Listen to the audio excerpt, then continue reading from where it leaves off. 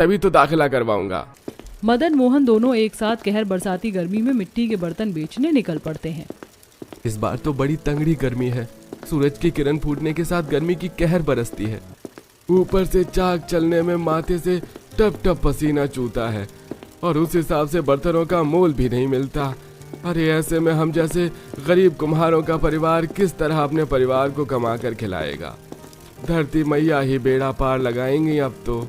पसीने में लथपथ दोनों एक घने पेड़ की छांव देखकर कहते हैं, चल मोहन, उस छायादार पेड़ के नीचे बैठकर रोटी खा लेते हैं।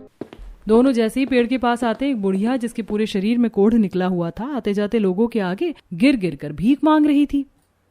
भगवान के लिए एक रोटी खिला दो, थोड़े फल दिलवा दो, बड़े दिन से कुछ नहीं खाया।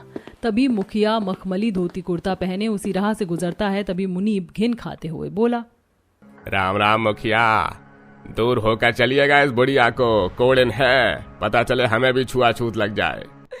बुढ़िया मुखिया के पैर पर माथा पटक कर आंसू बहाते हुए विलाप करती है, साहब मेरी दशा पर तरस खाई, थोड़ा खाना खिला दो। पत्थर दिल मुखिया उसे जोर से लात मारता है।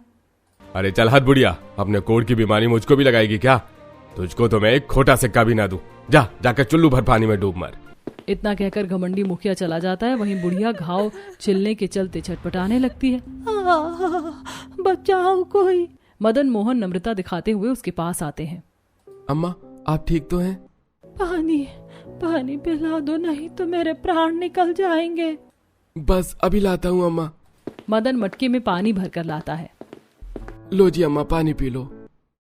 अम्मा, ये रोटी भी आप खा लो।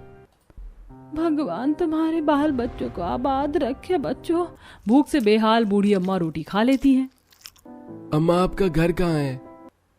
मेरा कोई घर नहीं बेटा, बहू बेटे के लिए मुझ बुढ़िया को 2 रोटी खिलाना भारी पड़ रहा था, इसलिए निकाल के फेंक दिया। अब ये पेड़ ही ठिकाना है।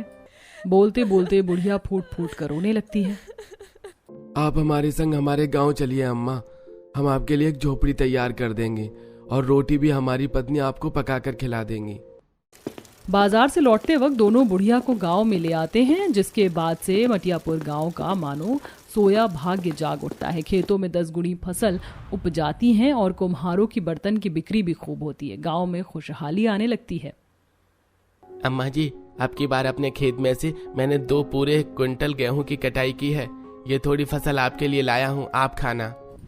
पर बेटा, ये तो तुम्हारी मेहनत का भाग है। तुमने इतनी भीषण गर्मी में मिट्टी जोती, बीज बोया, पसीना बहाकर फसल उपजाया अपने लिए।